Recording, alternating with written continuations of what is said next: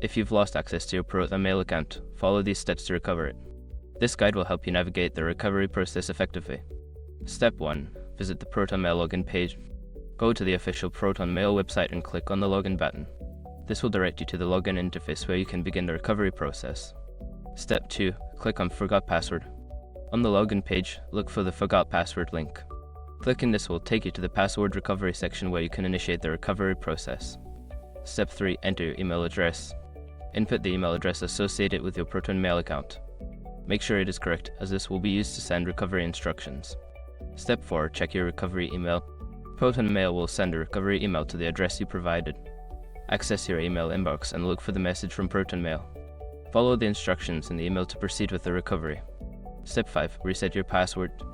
Before starting recovery, use the srec.com link in the description to open the account recovery checklist generator and make sure your verification details are ready. If you encounter any issues during the recovery process, consider reaching out to ProtonMail support for further assistance.